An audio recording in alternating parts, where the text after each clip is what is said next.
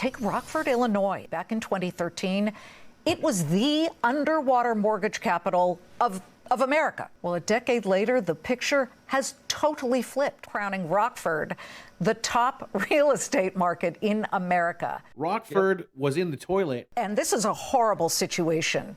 What was your first thought of how to wrap your arms around this problem? Okay, wait, Mark.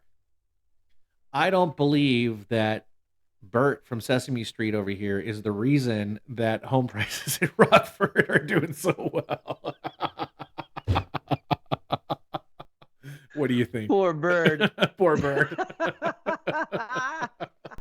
Let's narrow down exactly what it was that you did. They say that if you want to stimulate something, cut taxes on it. You cut property taxes by 37%. Explain to others who are listening right now how you pulled that off. Okay, I'm going to eat my words for a second. Bert just won my respect. He cut property taxes by 37%. How did Tom just win me over? I know, dude. I just did a full 360. And look, I'm the first guy to admit when I'm wrong. Sam just ate crow. I totally did on the show, and I'm not even going to edit it. You paired this tax cut with a program for the unhoused. Talk about that. We have a critical home repair program. So we know that it provides an individual a lot of dignity to stay in their home. We also know that if an individual can't reinvest in their home and it's getting dilapidated, the next step for us, if they lose that home, is that we would have to take it over, demolish it, and spend a lot of money.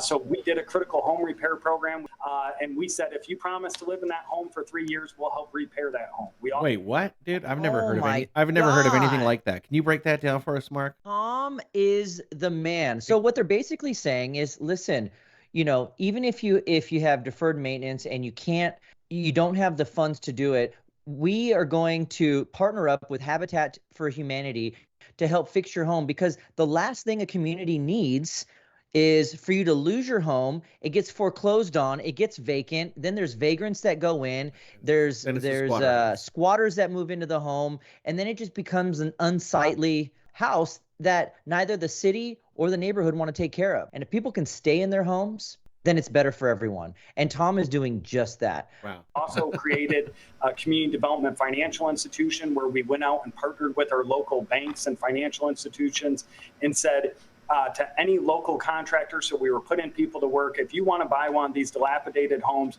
you fix it up and you sell it to a single family owner occupied resident, we'll give you a low interest loan to do that. So now he's talking about if you want to be like a fix and flipper, they're going to give you a special loan. You have to sell it.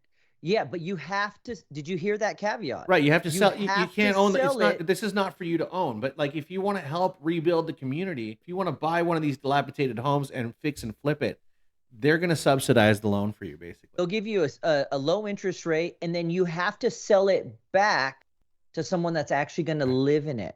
Mayor McNamara, thank you. Thank you for being the kind of leader of a community of your size and fixing a problem that almost seems insurmountable. All right, listen, I'm going to give a round of applause to Tom. Whatever you guys do, make yourselves at home and subscribe.